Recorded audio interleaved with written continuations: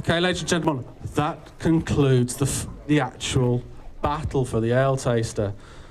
As the judges just make their final notes, they will be asked to score each contestant on their pitch to be the ale taster. Yes, it is X Factor meets The Apprentice. Judges, for each contestant, you will be asked to hold up a score, which will be added to the totals. So we will be going first as they come up on stage. Your scores, please, for Stephen Betts. Oh, the tension in the market. It's not been like this since there was the last rush to Roger Maddox's stall to get those last lemons. I've got to add up. Stephen scores 9, 6 and 7. That's 13, that's 22. Judges, please, your scores for Martin Scholes.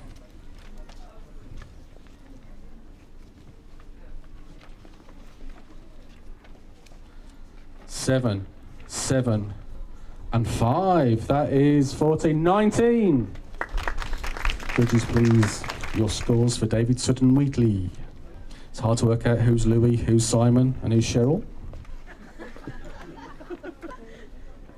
We have a 7, we have a 7, we have a 10. So that is a 24 for David Sutton Wheatley. Judges, please, your scores for Bill Jones. We have a 9, an 8, an 8. That is 25.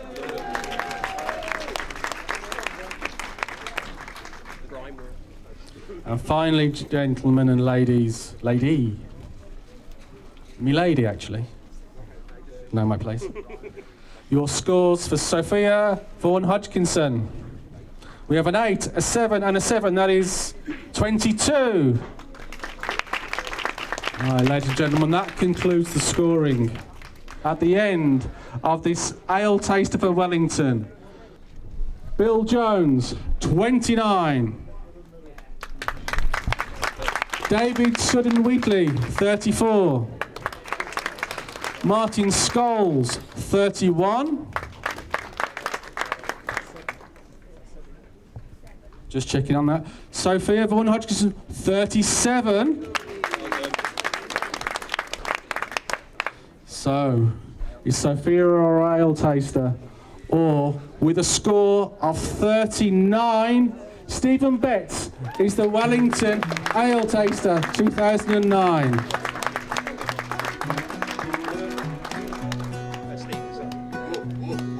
We are very, Stephen, if you could come forward please, we are very privileged here in the market today to have Lord Lee of Trafford. Lord Lee?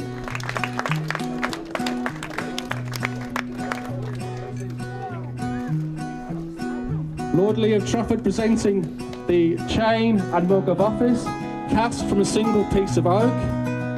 The chain actually took about 18 hours to hand carve. So, Stephen, please take care of that and wear it with pride. Ladies and gentlemen, your ale taster for 2009, Mr. Stephen Betts. We do have some gifts.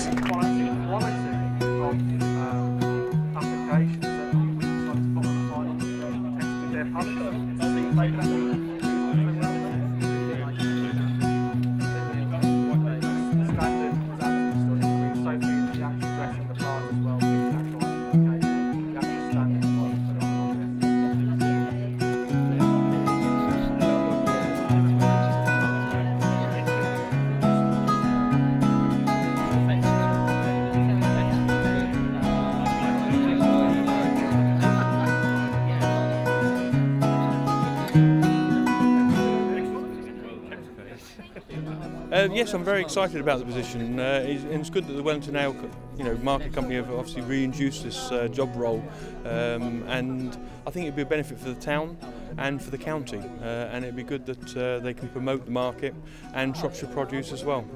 Because I mean, I used to manufacture spice seasonings, and I used to be known as the Spice Man of Shropshire a few years ago, and I packed that sort of job up about 3 years ago.